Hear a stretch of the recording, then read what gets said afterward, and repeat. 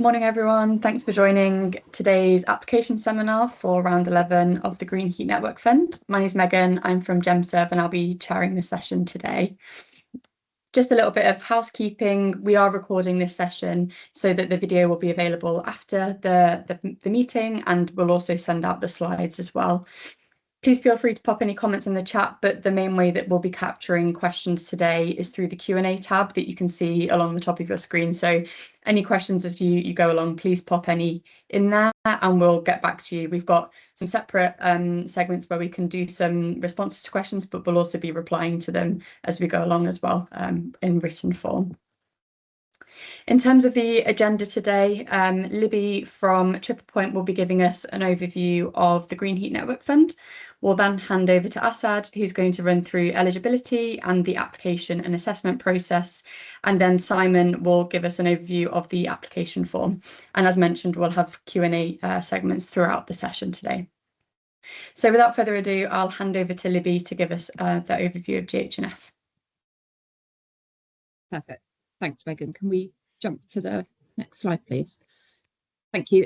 So hi, everyone, and thank you for joining us this morning. So to firstly introduce myself, my name's Libby, and I am a relationship manager here at Triple Point. So I'll be your first point of contact when coming forwards with an application to the Green Heat Network Fund. Triple Point Heat Networks were appointed back in March 2022 as the delivery partner to DESNZ, and we are the exact same team that were the delivery partner for the Heat Networks investment project. As many of you on the call will know, the scheme continues to evolve and the guidance is updated each round to reflect lessons learned from previous applications, as well as wider developments in heat network policy. So if you are a repeat applicant to the scheme, it's always worth reviewing the latest guidance document and talking to a relationship manager before moving forwards with an application. So just to give you a quick overview of our wider team. So as I say, I work at Triple Point. We are an investment management firm and are the project lead. So we lead on the business development and investment management of the Green Heat Network Fund scheme. We then have GEMServe, a talent company, who are responsible for all of our events alongside the data and system management. They also provide the initial application support and most of the comms that we send out to the market. We have Asteros, who lead on the financial and commercial assessment and are experts with everything to do with the application form. ACOM are responsible for the technical analysis and head up the assessment team. We have support available from the team at Amberside, who deal with most of our investor relations, but also provide some great support to the RM team. And last, but by no means least, we have the clean tech law firm LuxNova, who deal with all things documentation and provide the legal and commercial support as well. Next slide, please. So for anyone new to the Green Heat Network Fund, GHNF is a grant funding scheme with funds available to support new low carbon heat networks, as well as the decarbonisation or expansion of existing networks. The scheme is open to all organisations responsible for the development of heat networks in England. So this includes public, private and third sector organisations, as well as central government organisations such as the MOD and MOJ. Funding is available for commercialisation only, commercialisation and construction only projects.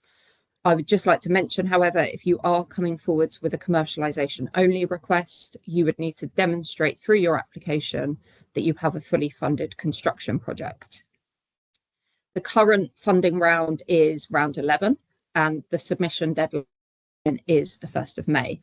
Future rounds are expected to continue on a roughly semi-annual basis, with round 12 currently expected for September 26.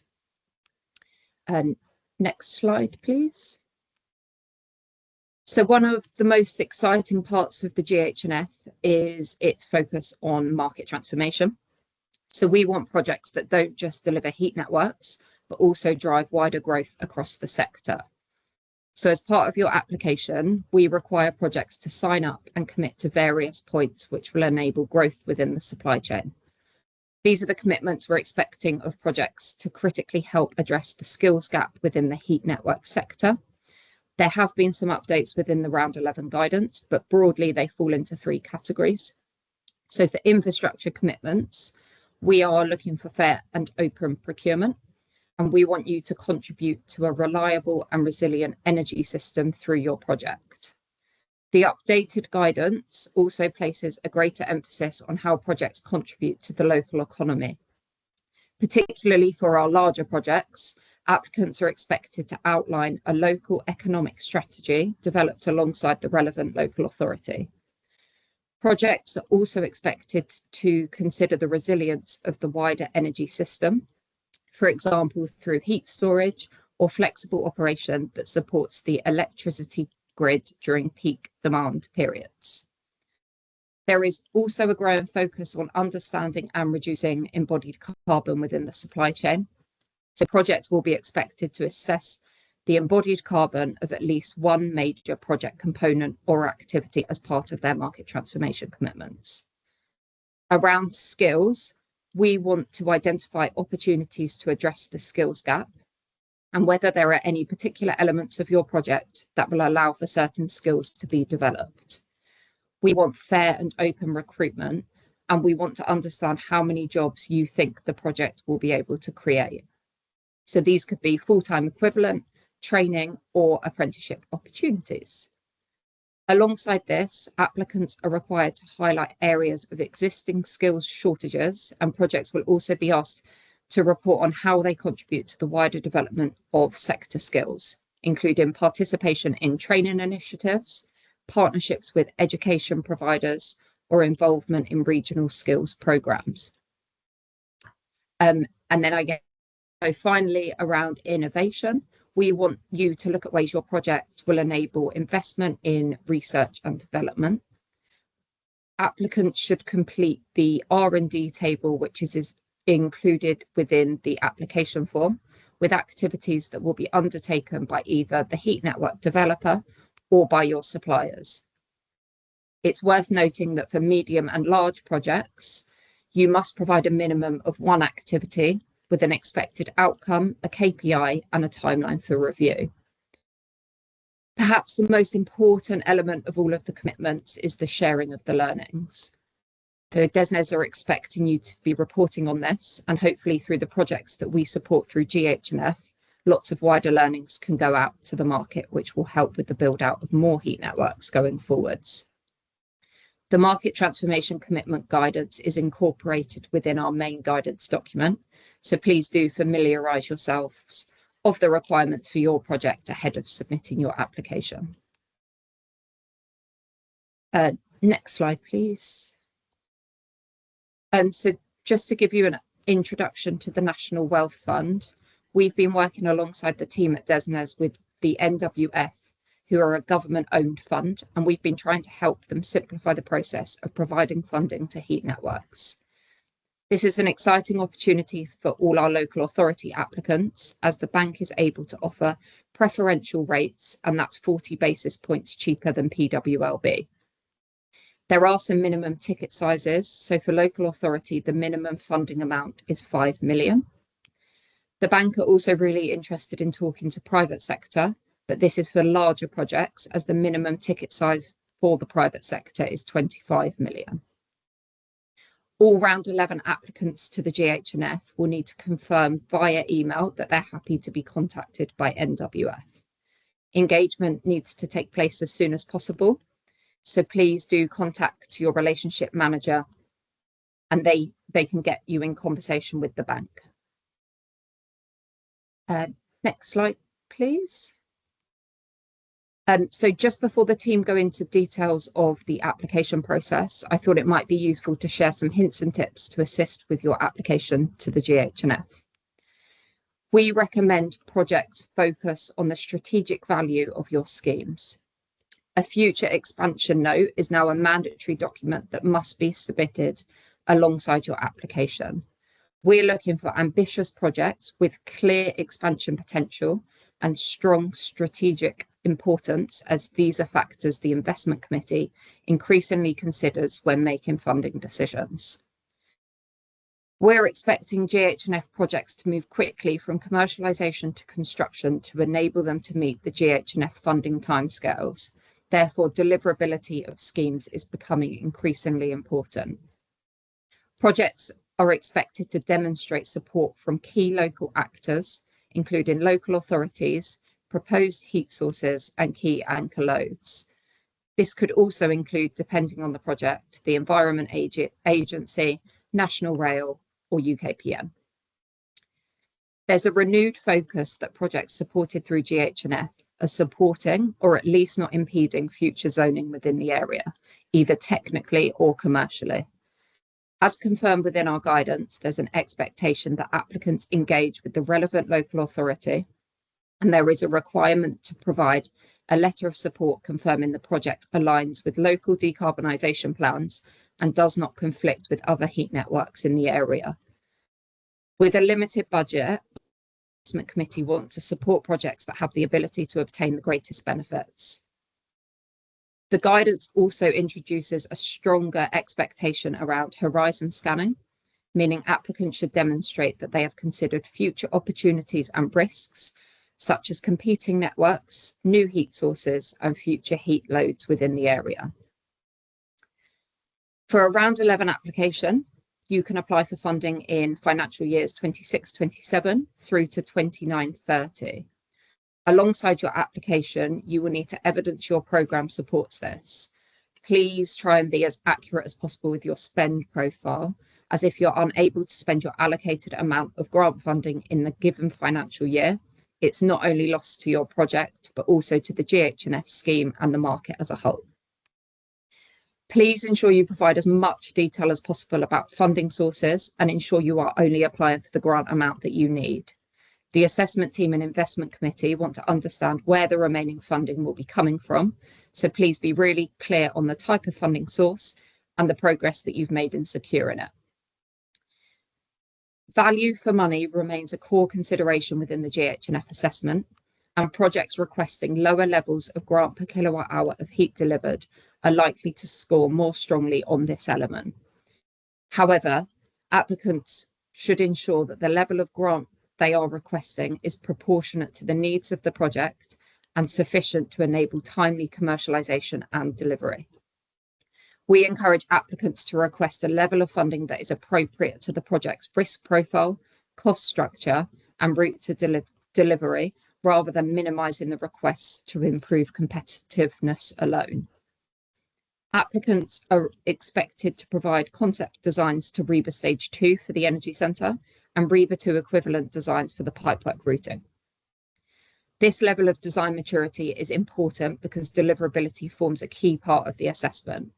Projects that can't demonstrate sufficient design development may fail the deliverability assessment. I've already spoken about the market transformation commitments, but it is worth mentioning for repeat applicants to the scheme, where funding has been received for previous heat network projects, either in the same or different cities, commitments made for any new application should be additional to those already provided and not repeated. It's definitely, I've mentioned a couple already this morning, but it's definitely worth highlighting that there have been some updates within the Round 11 guidance. Please carefully review these ahead of submitting your application. If you have any questions or queries at all about how any of the updates may affect the eligibility of your project, please reach out to your relationship manager and we would be more than happy to help. Next slide, please.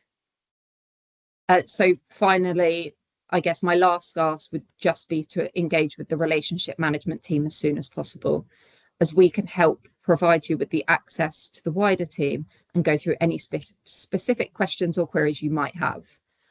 I also just want to take the opportunity to introduce you all to a relatively new face on the slide. So Joanna joined the relationship management team earlier this year and will be supporting a number of our Round 11 applicants.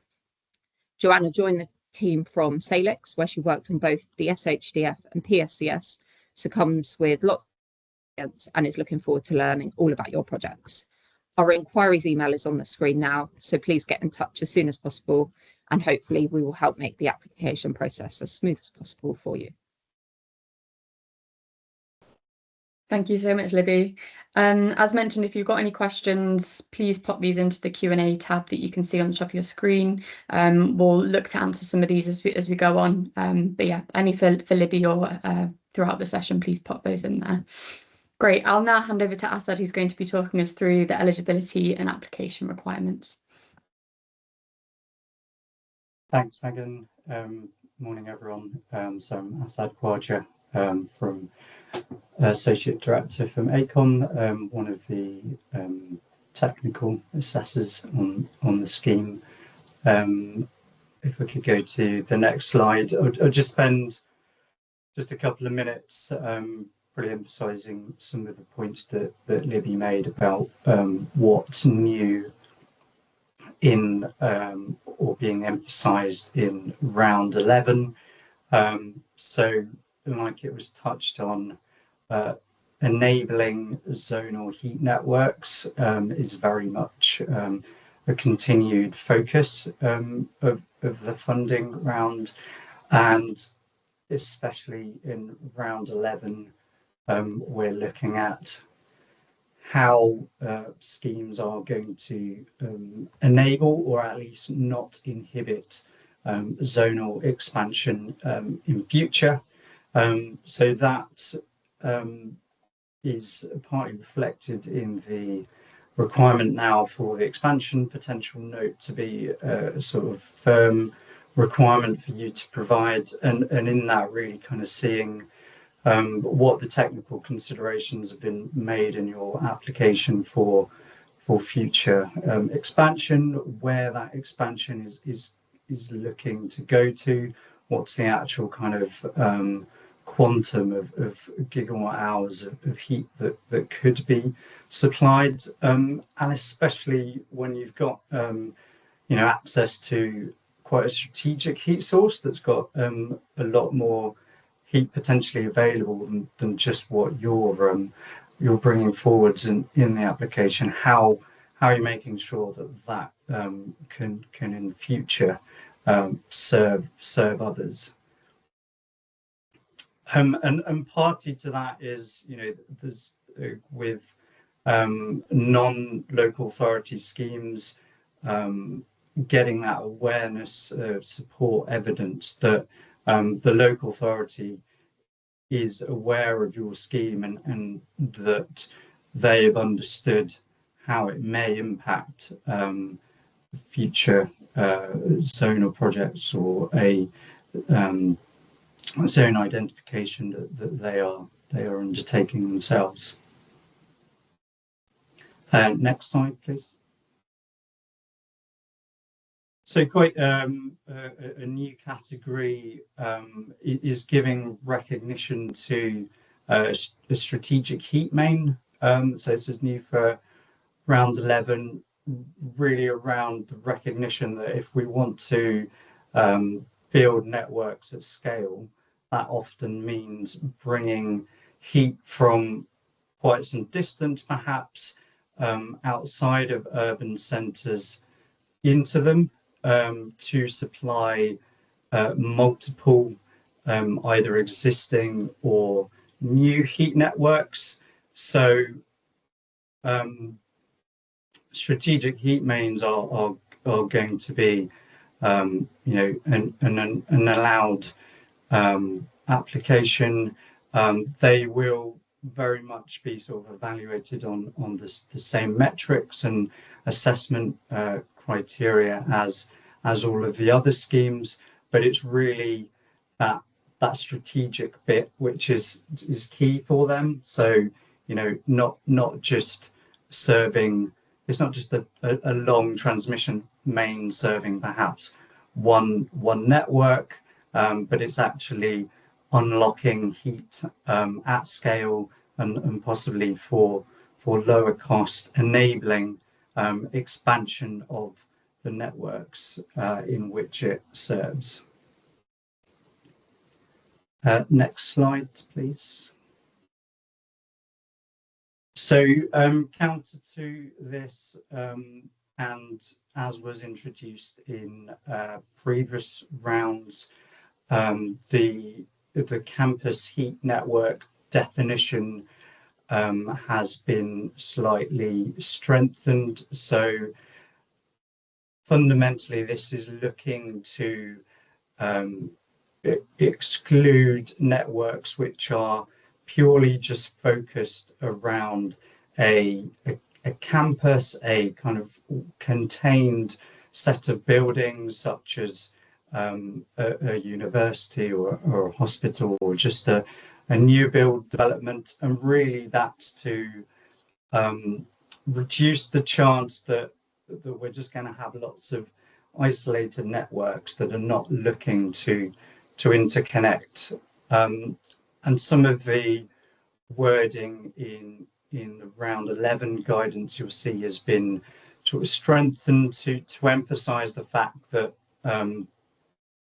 it's not just the building sort of cluster, but also the relationship between those buildings. So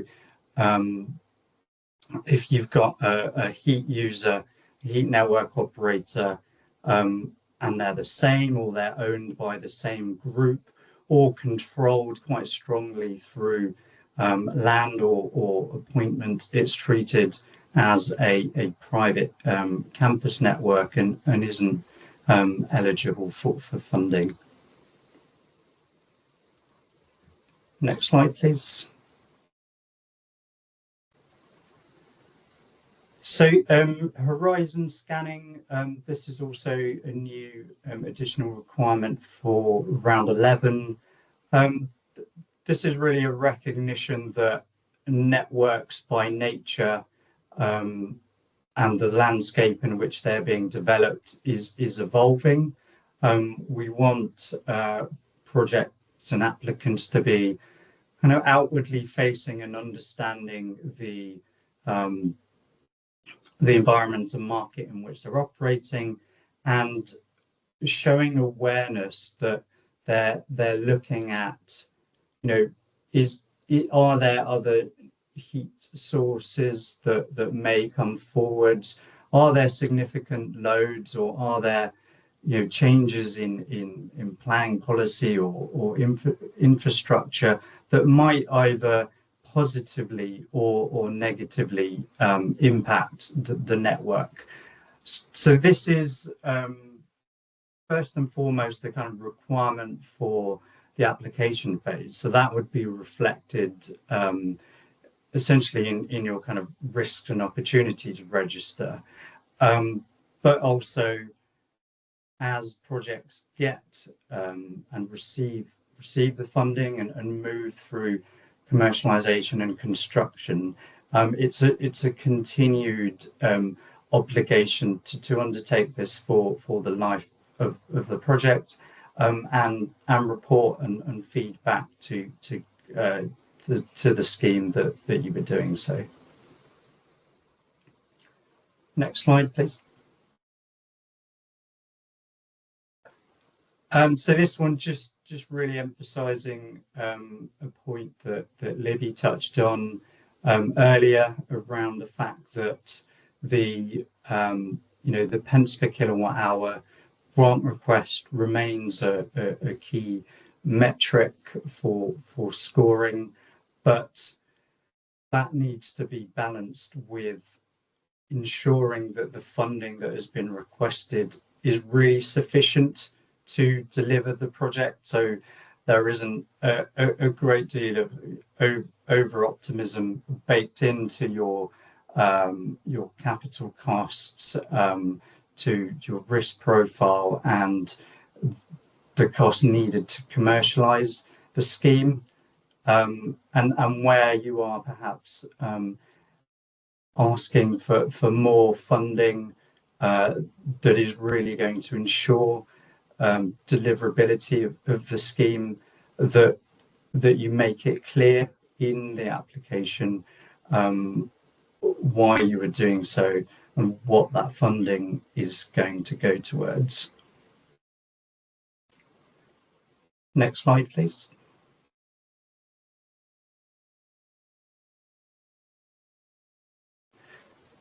Okay, next few slides, I'll just touch on what is in scope for green heat network to fund. So, you know, as ever, this hasn't really changed for this round particularly, but you know, costs are to cover the access to the low carbon heat source, the carbon generation itself, so the energy center, and the plant, primary plant, and any backup plant that goes within it. The primary distribution as well to the customer base, and then the secondary distribution. Really, this is where the clarity needs to be made. So up to and including the heat substation for, say, a commercial build, that is eligible cost. Beyond that, for a private or commercial connection, the secondary distribution, that isn't going to be covered by GHNF as eligible cost. However, if you've got a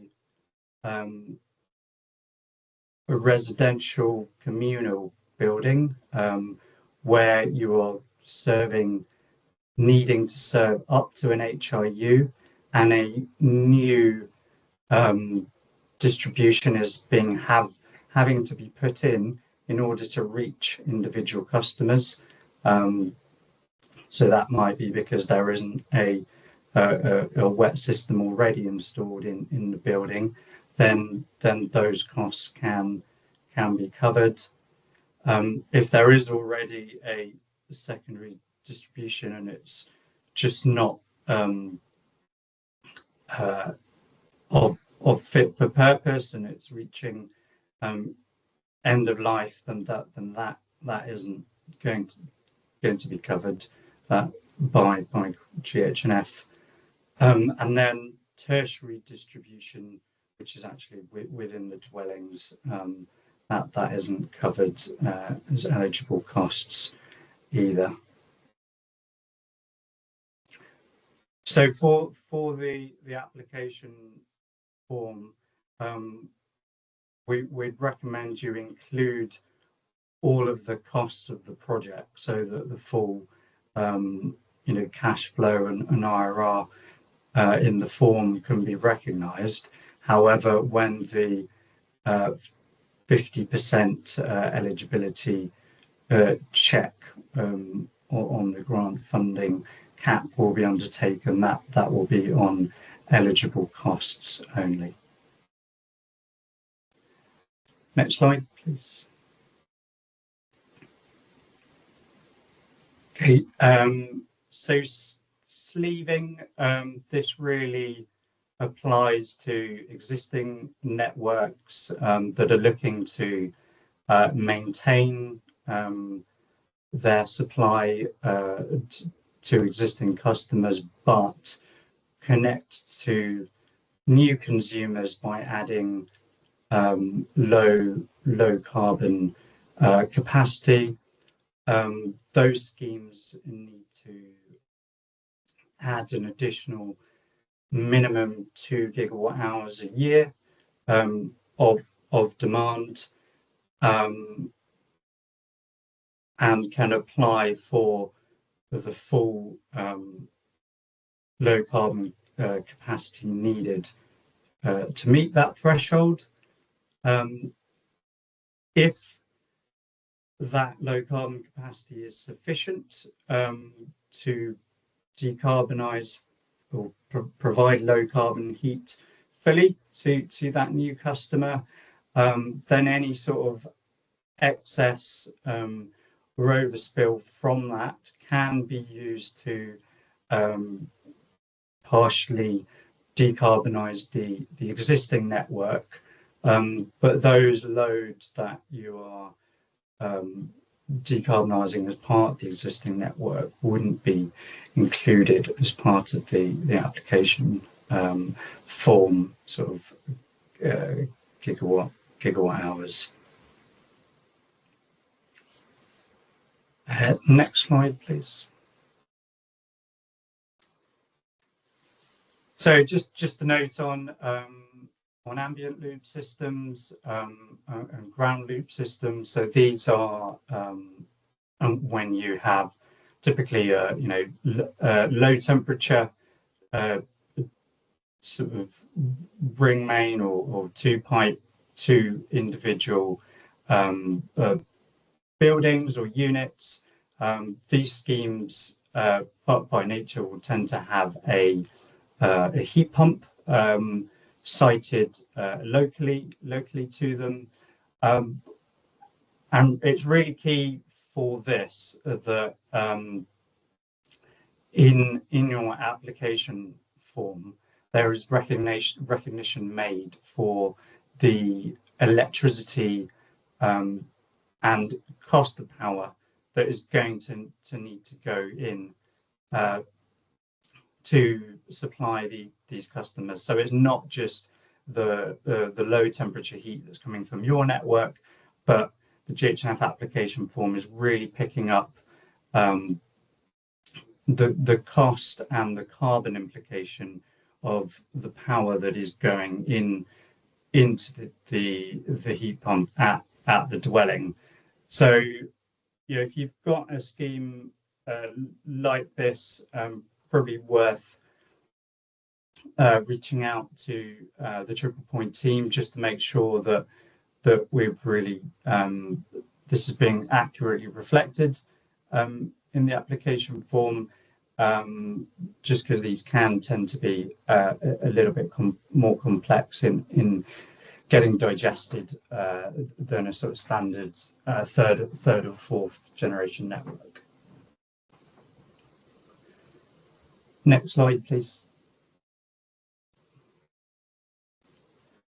So I'll just be touching on particularly for new builds residential, how you can show that there is additionality in the scheme. So it's a scheme that's not using recovered heat. So recovered heat, we're talking about heat from a low-grade heat source from, say, a data center or such. If it's not using one of those heat sources, it needs to really demonstrate that there is a carbon saving compared to the blended counterfactual, and this is calculated in the application form, and you'll be able to see where your scheme is coming up against in the GHNF outputs tab of the application form. And also we're really looking for new builds, not just to sort of serve a kind of business as usual low carbon heat network, but it's got to be something that's a bit more strategic than that. So it's going back to the point around zonal expansion and campus. It's really got to be extending beyond the boundary of that new build residential development. So how is it going to serve existing buildings and help decarbonize those, either by accessing and unlocking other low carbon heat sources and having the infrastructure to do so? Is it going to sort of unlock or lower the sort of impact on the grid by reducing electrical infrastructure? And really, how much is that carbon saving going to be above and beyond a low carbon business as usual? And then just a point on where schemes already have electrical heating systems, either direct electric or an air source heat pump planned in from, say, their planning application or planning conditions.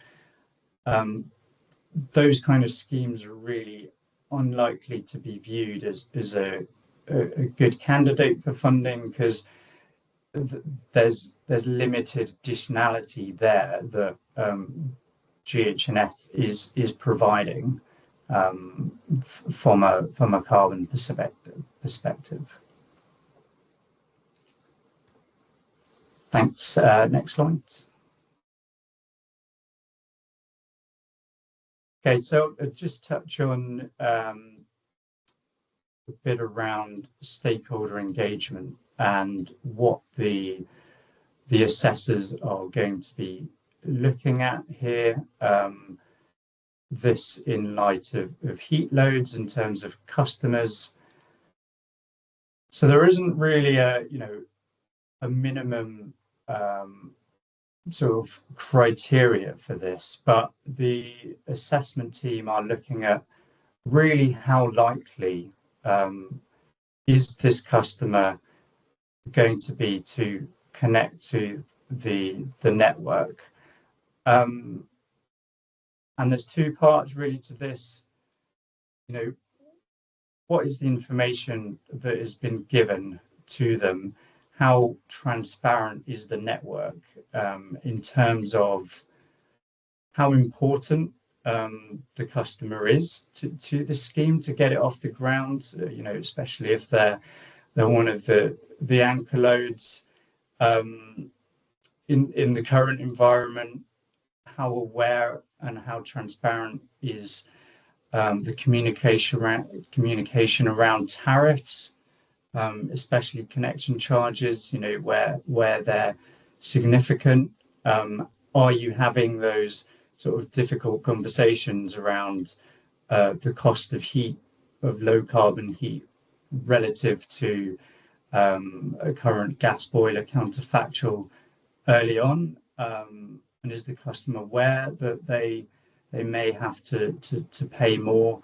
And are they showing some level of commitment to do so? And then, what is coming back from them in terms of support? Is there actual written support from senior members within that organisation, or is there quite woolly, unsubstantiated evidence? So these are things that assessors will really be digging into for the full portfolio of customers that you've got connecting in your core application. And then coupled, I guess, with the technical assessment is how much understanding is there around what does the building need to do to enable connection to the network. So that's both the connecting infrastructure to get them there. That's probably going to be included within your application. But in terms of the secondary side works they might need to do, so any changes or reduction in flow temperature, and particularly in getting a suitable return temperature for connection, an optimum connection to a network. So how well has that been understood from the customer side, and do they have the budget really to do that? Where there's public sector customers, be that local authorities or even really hospitals and the like, a few more additional sort of things to be aware of. Often these loads will have existing contracts for the management and operation of their on-site energy. If they say got a CHP or the like running, so we'd really want to see evidence of understanding of what the implication of that is for the network, and how long that contract may last for. What does it mean for the stakeholder base? What level of approval then needs to happen to connect that network? Is it adding fundamentally more risk or delay to that connection happening? And then really, if there are any sort of public procurement processes that public sector customer is going to need to undertake, that again could impact the program and the risk and likelihood of that customer connecting in future. Next slide, please.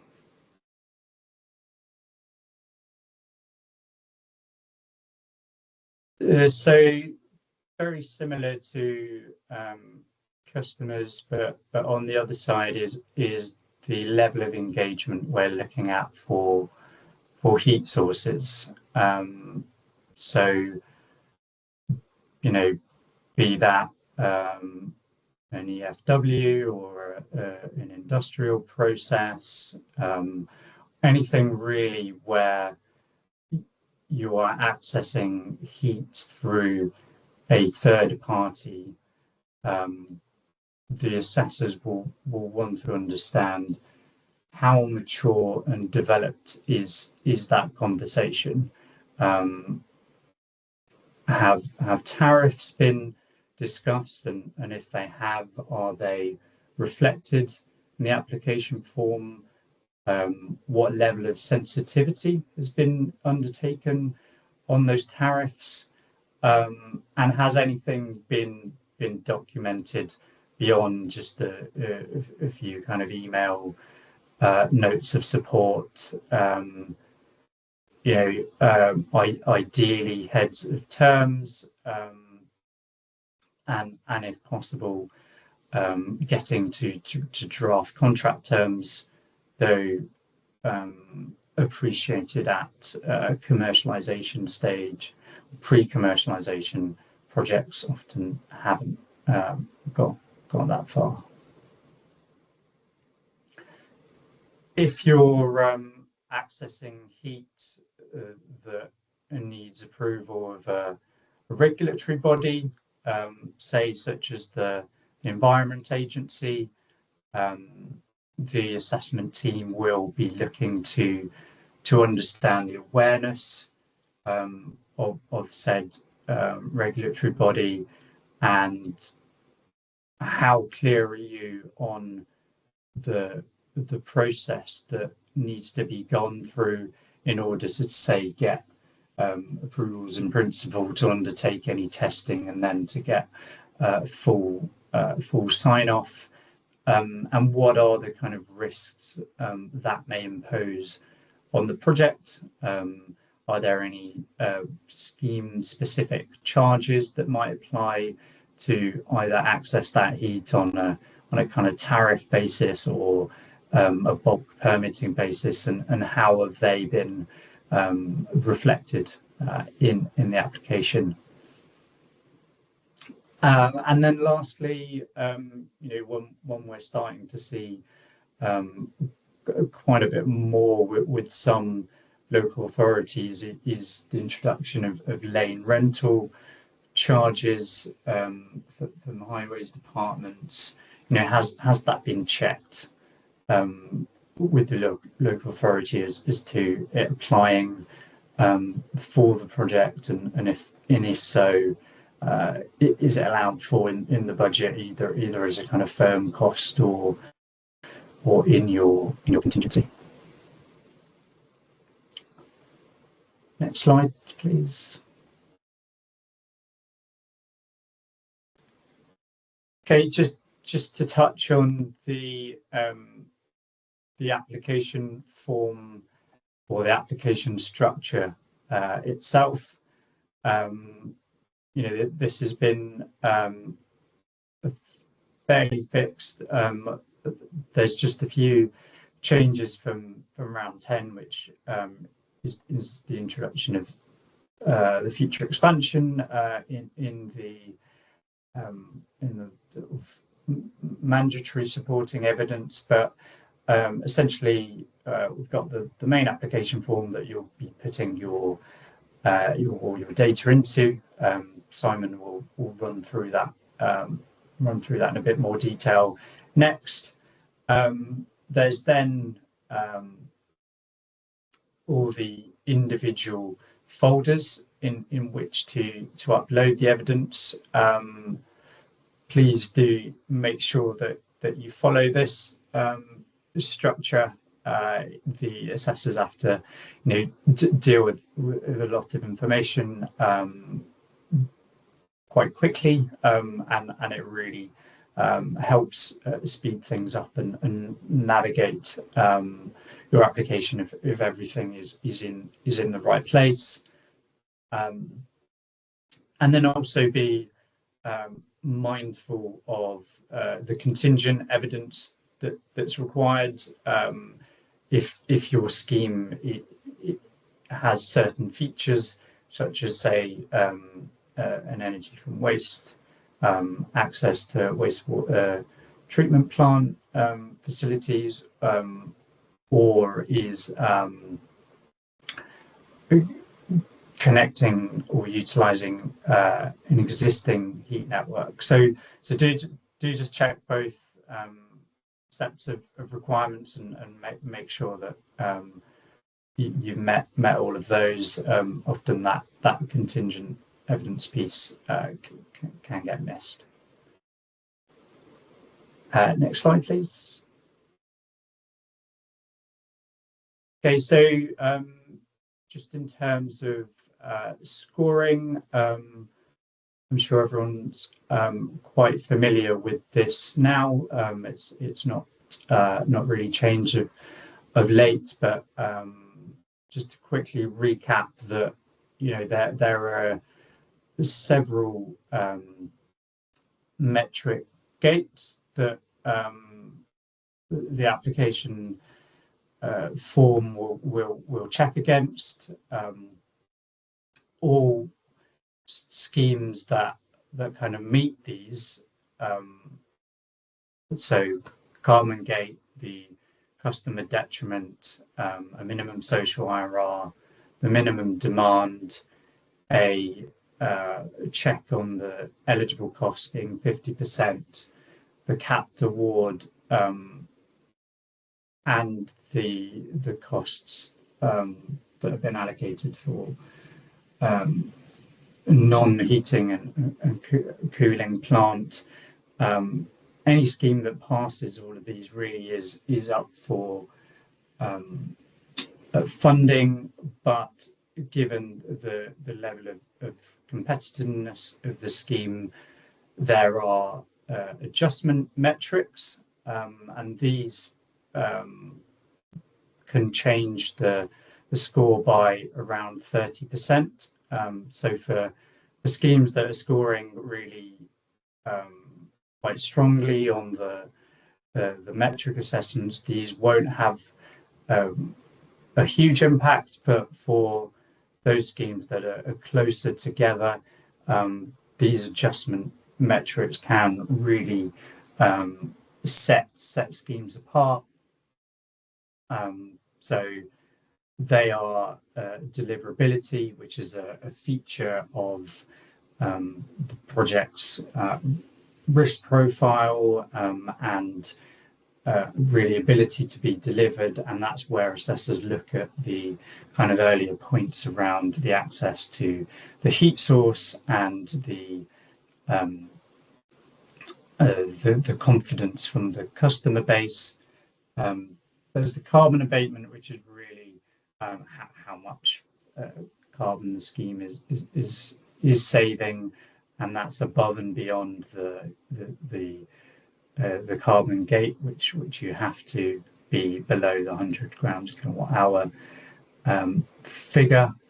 Then there's the expansion potential note, and ability to expand, that is scored based around how much actual expansion there is in terms of gigawatt hours, the volume of thermal energy, which is how much gigawatt hours is in the scheme, and then lastly the energy and innovation and energy efficiency piece, which remains an optional piece of evidence that you can require, but really is a chance for the scheme to differentiate itself and show what it is doing differently to develop and test new tech in the market.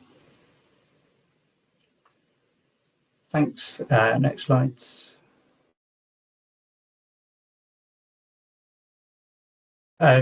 Libby touched on these earlier, so I won't go into too much detail, but just to emphasize the requirement that, to get the deliverability, we really are looking for a REBA 2 equivalent level of detail of the design, particularly for the central plant, the energy center, and how the heat source is going to be accessed. So, how are you interfacing with that low grade or high grade heat source? That's particularly where a lot of schemes are quite bespoke. So if you've got something that's a bit unusual, then do really make sure that this has been well thought through and demonstrated.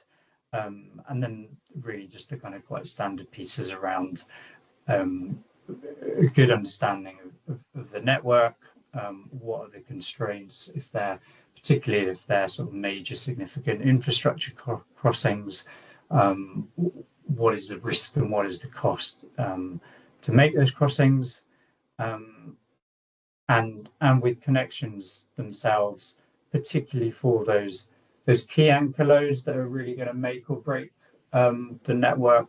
How well understood is it that the work that is needed to get them connected to the network, especially if it's a site that's got multiple connection points and might need actually quite a bit of infrastructure on their site to tie into their system. That definitely should be sort of well demonstrated in the application. Just to emphasize a point on the UPREN or the TOID for public sector buildings, that this requirement is really to check against schemes that may have sort of other sources of funding like PSDS. So and is often a kind of requirement that is missed and we have to go back and forth on. So really helpful if you can provide that up front. And also just the point that NUAR, the National Underground Asset Register, is something that we expect all projects to sign up to.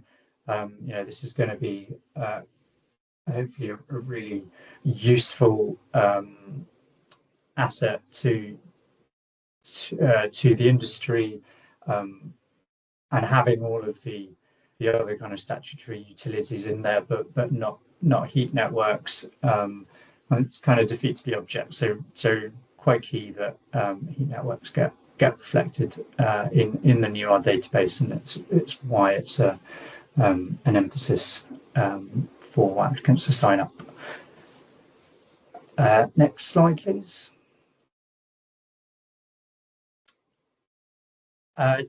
Just really briefly on the round 11 application process, as Libby mentioned, deadline is the 1st of May for round 11.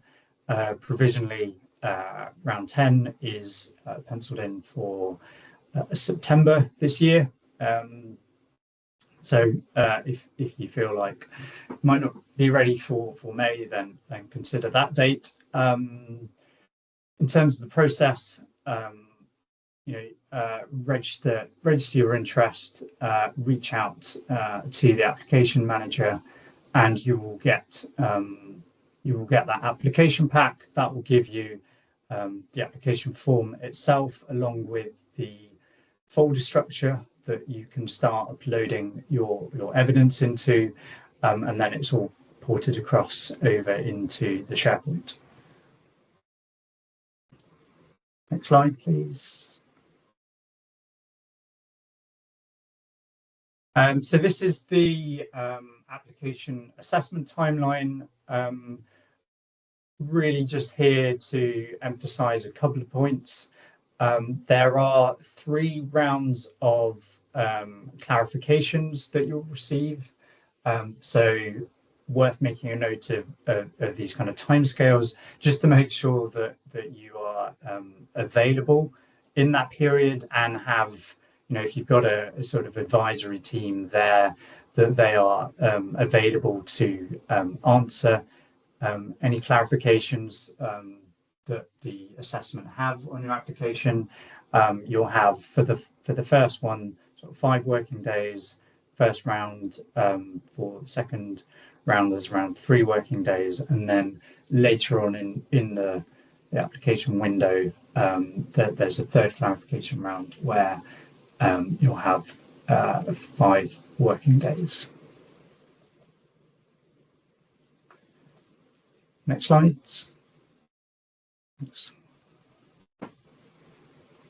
Thanks so much, Asad. We've had a few questions come in the Q&A, so I'll just read through a couple of them as we've got a bit of time to do that. Any that we don't get to today, we'll respond to, and we'll send out a document that contains all the responses, so they'll all get answered too. First one is a slightly more specific question. So if there's an existing heat network as defined under the new heat network definitions that currently operates as a steam network supplied by fossil fuel-based heat, would this be eligible for GHNF support if the project involves switching to a low carbon heat source and requires installation of new pipework?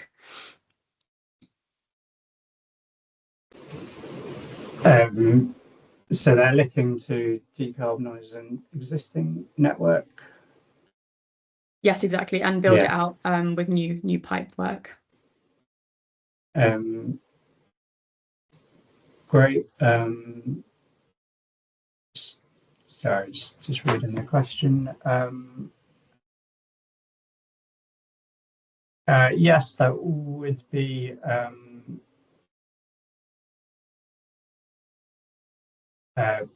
proving that they can have some additional demand and expansion potential. We'll sort of take away the kind of more details aspects of that question, and can get back on that one, given it's on a specific scheme. Thanks. Thank you. The next one is asking, if we have a heat network proposal with at least one off-taker, is that enough to meet the criteria of the GHNF 11 fund? Just one off-taker. This is with at least one off-taker. Okay. And is that just a single building? Isn't specified within the question. Maybe useful if there's some additional detail added to that. Yeah, I think we're looking at actually, multiple buildings, more than just the one. If that is the case in this particular instance.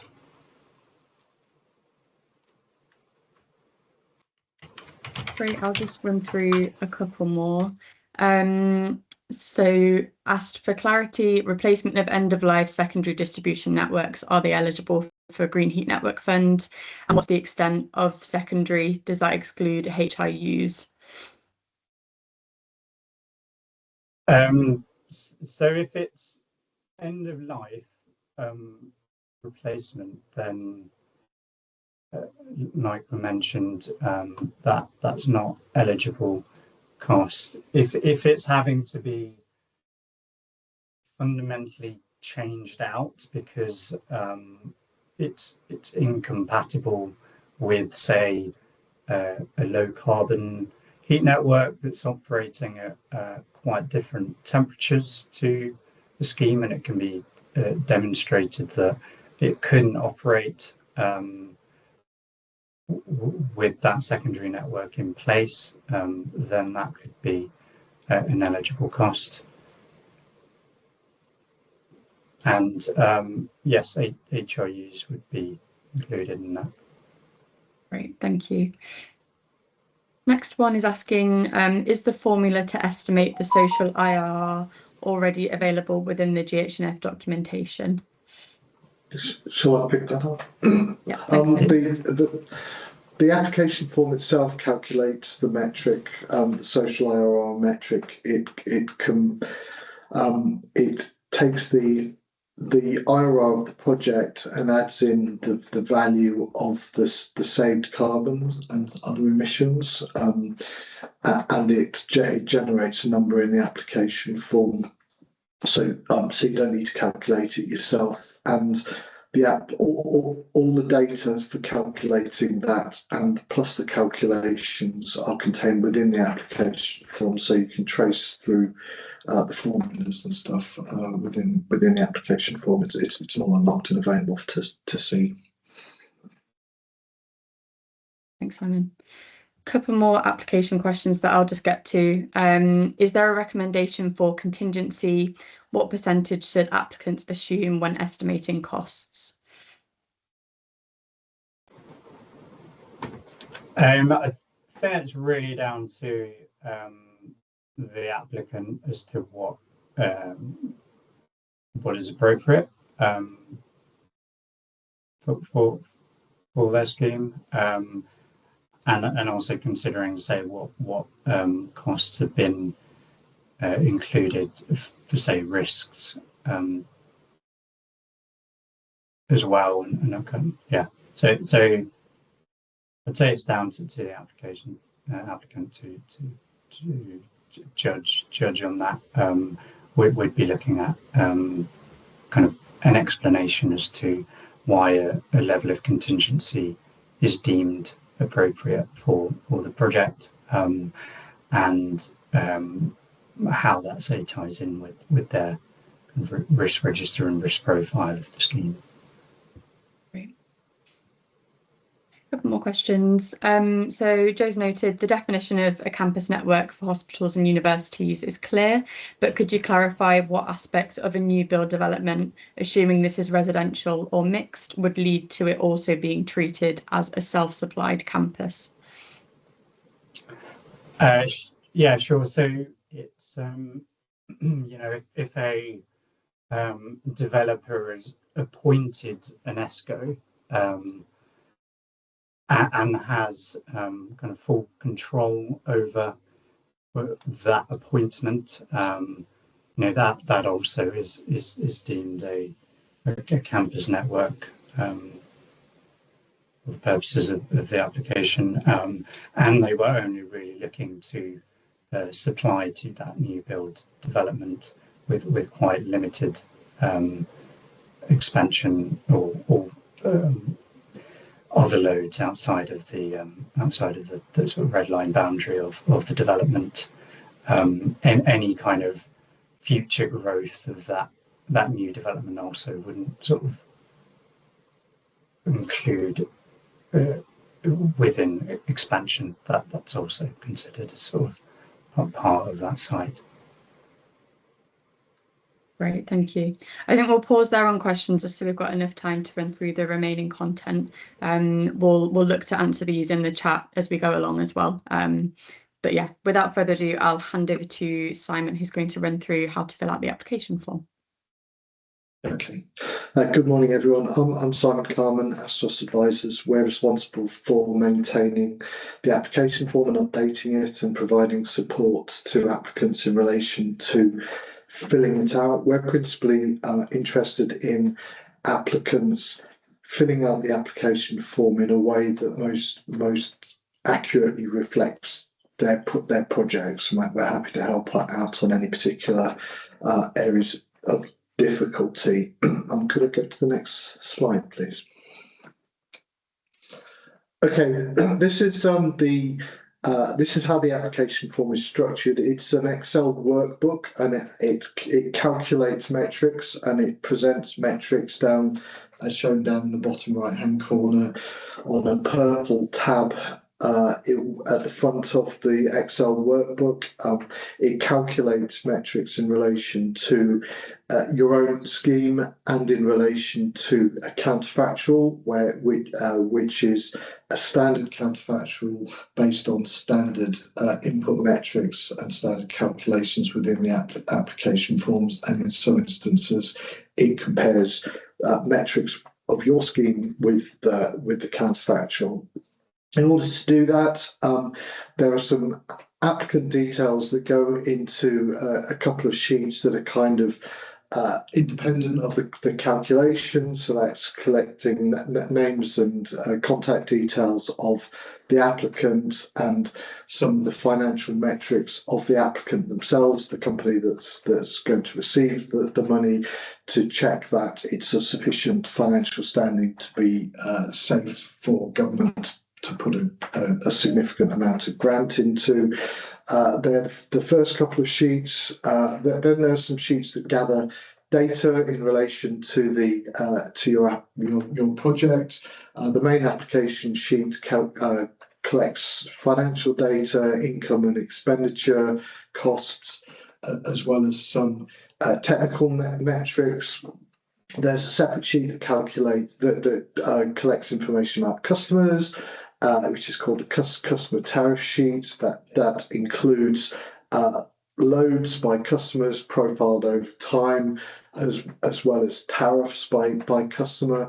There's a market transformation sheet and market transformation commitment sheet, MTC, which collects information about the commitments your project is making, or you as an applicant are making, to market transformation. There's a publication sheet which asks questions about which information that you've presented to us you're happy for us to publish as part of our pipeline. There's a cost benefit sheet. I'll go into a little bit more detail on that. That's rarely used by projects actually, but it's there if you need it. And there's a checklist sheet at the back, and that checklist serves two purposes. One is it collects a little bit of information about your project and helps you choose, for instance, whether you're a public sector or a private sector project. And the other purpose it serves is for you to go through at the end to check that you've submitted all the aspects of the application that are needed to assess you. The first data, it's helpful if you fill that in initially. The latter data you'll want to check off as you complete things. So have a look at the checklist early on in preparing the application form, and fill anything in you can up front. That will, some of that information will clear some of the red error messages in the application form.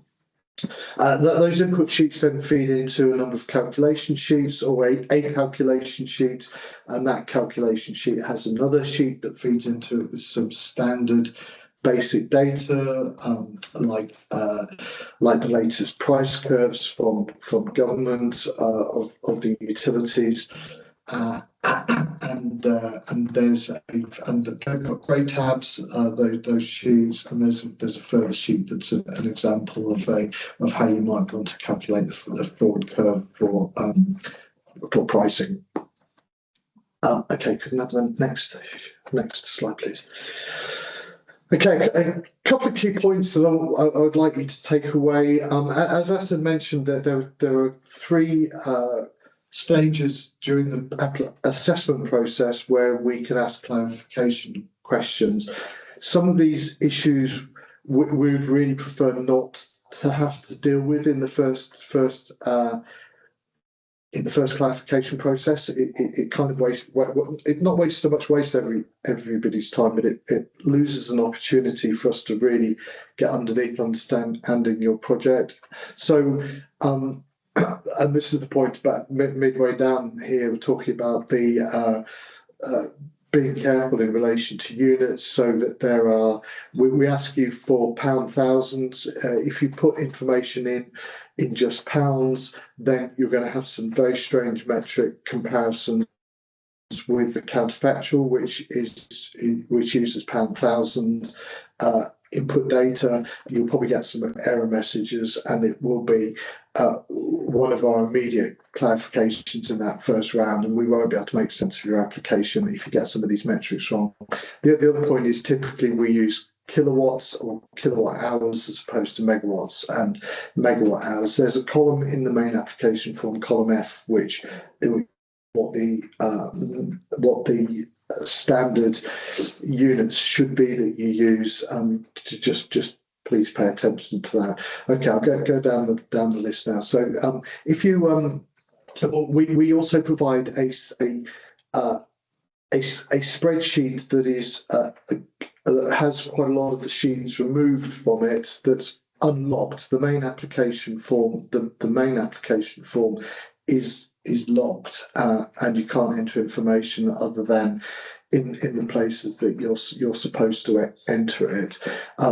This one is unlocked, and it's to be helpful to you and helpful to us in a sense. So the main application sheet, which collects the key financial information of the application, if you could embed that in your techno-economic model or your financial model and use it and draw the information in from your financial model, link it into your financial model or your techno-economic model, then it'll be easier for you to transfer the information across to our application form and be certain that it's consistent and coherent. But it also makes it easy for us to trace back the data that each of the numbers are based on within your financial model.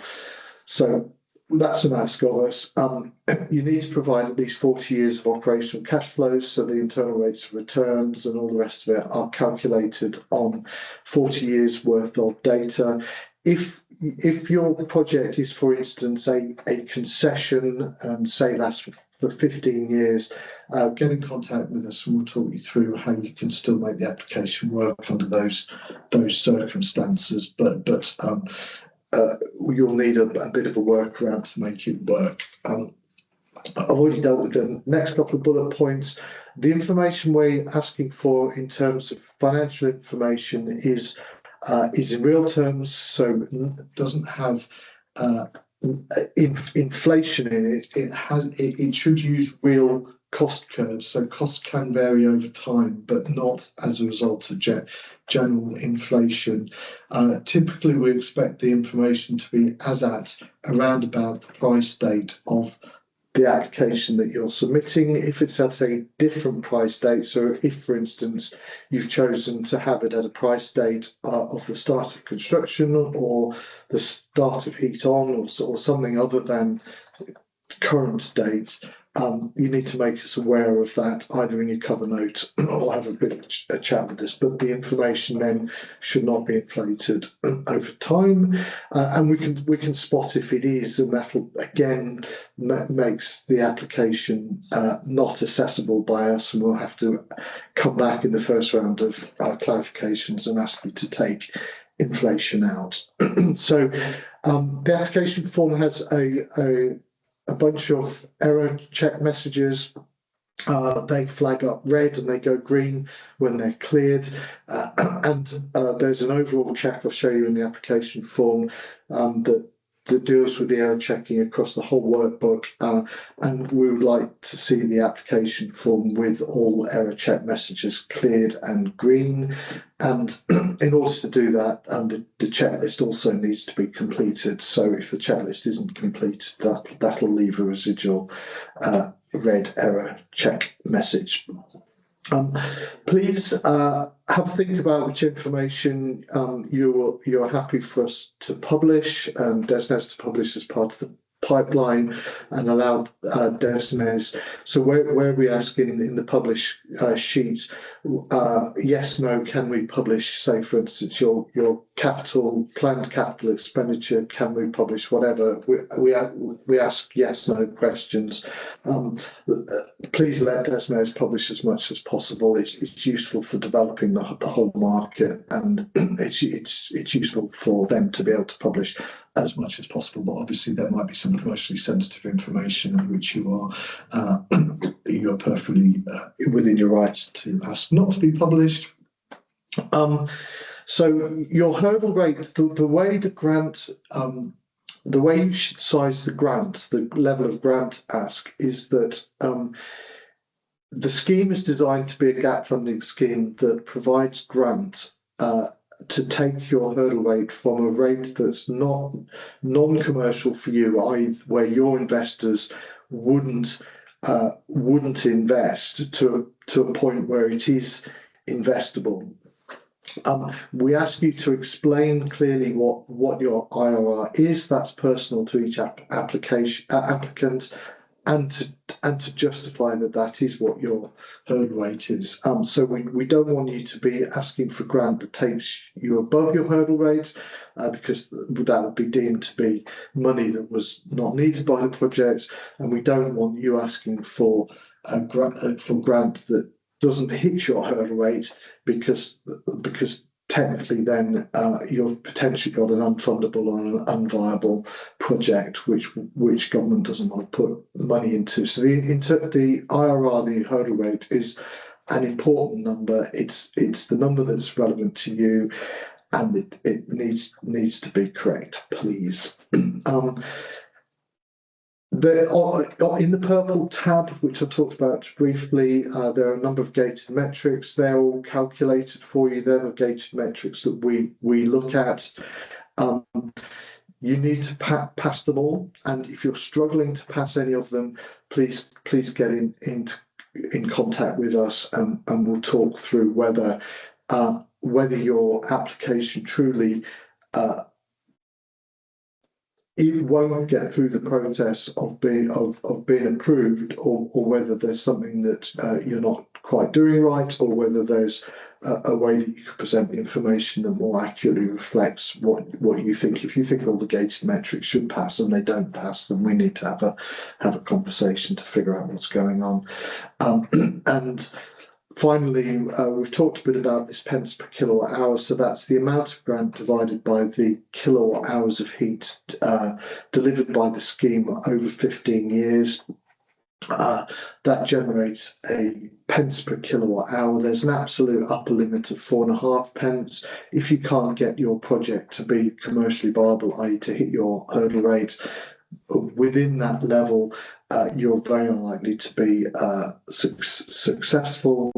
But and as has been mentioned earlier, there is credit given to a lower pence per kilowatt hour, but there's equally strong weighting given to not funding projects that have not asked for sufficient grants to enable the projects to be commercially viable. And finally, there's another document. So there's a very big, very long document that is the application guidance, where there's lots of really useful information in there about how you should apply and what's eligible and what isn't eligible. There's a second document, which is the application form guidance, and that takes more of a cell-by-cell view of the application form. And if you're scratching your head about what to put in a particular cell or how to present the information, have a look in there first. It's fairly well structured, that guidance, and you'll be able to find your way through to the appropriate point. And then if you still don't get what we're after, then please get in contact with us. Okay, next slide, please.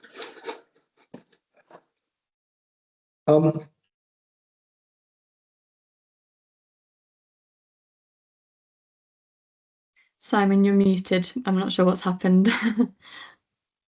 Sorry, I pressed accidentally. Okay, this slide, I don't want to spend too much time on this. We don't see this this very often. But if you're in a position where, as integral to your project, say you have another development off to the side that's, say, a solar farm that is going to you're going to invest in the plant. It's going to deliver you electricity to the heat network scheme, and that electricity is going to help make the scheme more viable.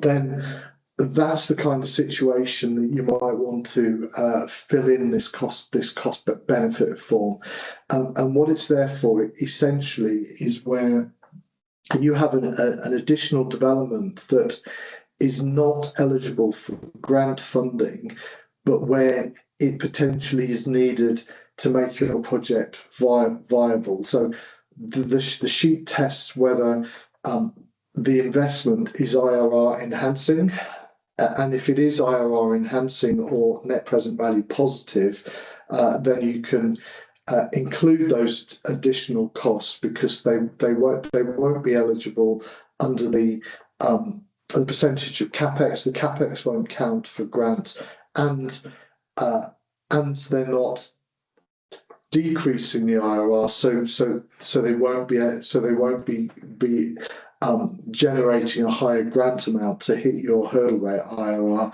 So this sheet would, under those circumstances, need to be filled in. So again, give us a shout if you're in that position and you can't figure out how to fill in that sheet. Okay, I think the next sheet is me just whizzing through the application form. Okay, let me share the application form. Okay, I need to get my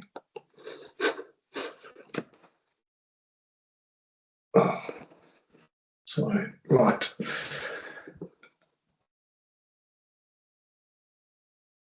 Okay, so this is the purple sheet, the output sheet.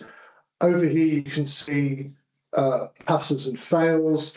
You need to clear all these to passes. There are a couple of unusual circumstances where you might have a fail and a reported fail on this sheet, but you can demonstrate in other ways that you're not failing. So, for instance, if you have this customer detriment failed. So this is if your existing residential customers the prices that you should charge should be below a gas counterfactual for existing residential. If they aren't below our calculated counterfactual, but you believe they are below your calculated counterfactual, then again get in contact, and there are things that you can do to demonstrate that outside of the application form. So in almost all circumstances, that needs to show that all these need to pass. There are some very limited circumstances where we can progress the application if you have a fail. So the metrics at the top, all the scheme metrics that you might want to pay attention to. This is quite interesting potentially for you, levelized cost and a comparison with our counterfactual. So this is where our counterfactual comes in. And then some of the further information down below are metrics that are calculated by the application form for our benefit in terms of understanding how your metrics are working. But you can have a look at those and see what those metrics show. Here is the applicant sheet where it shows applicant details, names, addresses, contact names, etc. Type of applicant, who will be executing your grant funding agreement, etc., and whether you're which local authority area you're in and stuff. So that's basic information. Financial viability information. This sheet's fairly self-explanatory. The greyed out areas you don't fill in, but depending on how you answer some of these questions, it might make them yellow, and then you need to fill them in. So that's just context sensitive questions that are being asked all the way down this form. And then we're into the information about the project rather than the applicant itself. This sheet, the main application sheet, is the one that I said we give you an extra copy of it unlocked, and please integrate this into your financial model and link it through so that we can follow the information through. This top bit has income and expenditure at a very summary level. So here's the grant, and it's profiled over when you're allowed to apply for it or when it's available for application, and the level of grant here in any particular year needs to be no more than the capital expenditure incurred in that particular year. So the grants up here, the various types of income, heat and cooling, if you have cooling, and split between connection charge, fixed charge. So this is the income to the project. Then there's expenditure down here. So if you're applying for commercialisation grants, then you put your commercialisation expenditure in here, and then you've got your annual O&M expenditure and your fuel costs. Then we have the CapEx expenditure, initial CapEx, and then there's replacement CapEx expenditure down here. Over 40 years, please, which is a point I made initially, and that effectively is the cash in less the cash out, operating income, operating expenditure and capital expenditure. That gives you a net cash flow position down here, and then the internal rate of return is calculated off this net cash flow position. So that's where the IRR calculation happens, or the information is collected for the IRR. Then this collects some further information about customers and about some technical information and about fuel amounts, not pound signs, and peak heat demand. This is important because this is what the counterfactual is calculated from. So what's your undiversified peak heat, and then some other just basic technical information about your heat calculation. I've come to the end of my time. I haven't had quite enough time to get through everything. I'm happy to continue. Will this be available as a recording afterwards? Kind of the host of this session. Yes, it will be. Okay, so sorry, people, I guess you're all busy. If you need to go, I won't take offence. I'll keep going just for probably another 10 minutes and then be available for questions, but the recording will be available afterwards. Okay, so I'll blast on. The customer tariff notes fairly self-explanatory. Individual customers, classify them by the type of owner, so residential, micro business, other, the owner, local authority, private individual, other public sector, existing or new build, the number of connections and the number of customers. That might be different. You might have a connection to a block of flats, and there might be a number of customers within that block of flats, and then the level of exposure to the connection agreement of that particular customer. And this is where we get our confidence around how much engagement you've had and how signed up people are to it. So that's a drop down list that should be fairly self-explanatory. This information, this is undiversified peak heat demand again, and then your connection charge for that customer, and then profiled heat demand from your heat on date, profile for 40 years. Down the bottom here, this is added up. This is compared to the total heat demand that is recorded in your main application form here by customer. So this total heat demand line here, this is summed and it checks that the two numbers are the same, and at the moment we've got no information in there, so they are the same, they're both naught. If they are different, it'll come up with a false, so that'll be why that you've been inconsistent in terms of your information within your application form. Got exactly the same information for cooling if you have cooling. So sheets, the market transformation commitment sheet. This asks a series of fairly obvious questions, and there's separate guidance on this as part of the application materials. All I'd say really about this is that up in this I3, your initial stage capex is from your main application form is added up and is dropped into this box, and then the project size is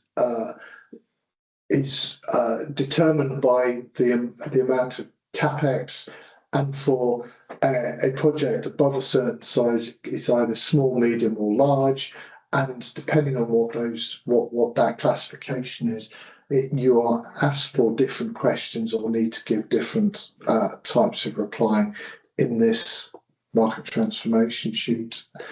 Publication sheet, this is where I was saying you give a short description of your project. This is the stuff that's published on the DESNES pipeline, dates, construction start, heat on, etc. It pulls through some information from the application form. Then it asks if here it says, can we publish your capex value? Yes, no. Can we include your IRR values? Yes, no. Can we include your demand? Yes, no. Can we include the demand value? The amount of grant that you asked for? Yes, no. So that's where that information is. Cost benefit, I sometimes go through this, but I'm not going to waste everybody's time because most of you won't use this. Please do get in contact if you think you do need to use it.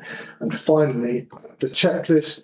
Again, fill in some of this information. Have a look at this checklist early on. You know whether you're a local authority or not, so you can fill that in.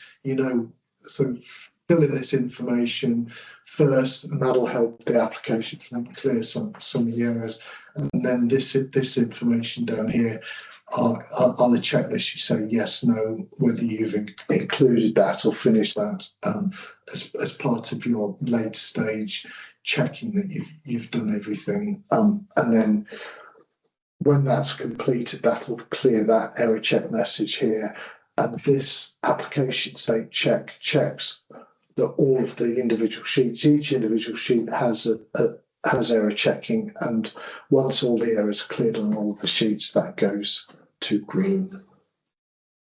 Okay, that's a whistle-stop tour of that, and I'll finish there. And that's my section. Sorry, we've got a couple more slides left to go, and questions if there are any. All good, thanks, Simon. I think there's one question that we can probably answer now related to your section. What is the blended counterfactual for new developments? What is this based on? The blended counterfactual for new developments. It's based on the blend of the new developments versus any that are not new developments, but it's essentially it's between existing residential and future residential, and they have different counterfactuals. So existing residential have a gas-based counterfactual, and future residential have a heat pump-based counterfactual, and it's blended on the relative proportion of loads of those two customer types. Perfect, thank you. I think there's a couple more questions, but we'll probably get to these written response. I know we've been responding to some of them anyway, so hopefully that helps out in terms of the response we've got in. Just a final note from me then, thank you very much for attending today. If you want to receive any updates from us, please visit the Triple Point website and you can receive updates there, signing up to our mailing list. Email us at the enquiries inbox, which you can see on the screen if you've got any further questions after the seminar today. And we can also add you to the mailing list through those means as well. And we also have a range of social media where we post relevant announcements such as future events or information on upcoming rounds. As we've spoken about a lot today, there's plenty of documentation out there, but the application guidance is that core one to refer to, covering eligibility, scoring criteria, funding requirements, evidence, supporting documentation, and the application process. So a really important document to read through to get to grips with the process. We've mentioned the application form, and it's often updated for new application rounds. So if you've got an old version, please check this. And to request a new one, you can require this from the enquiries inbox as well. There's also that application form guidance that Simon mentioned, and you can request this again by emailing the enquiries inbox. That's everything from us today. Any unanswered questions, we will send a documentation round to you all so you can view those. But thank you very much again for attending, and best of luck with your applications. Thanks, everyone.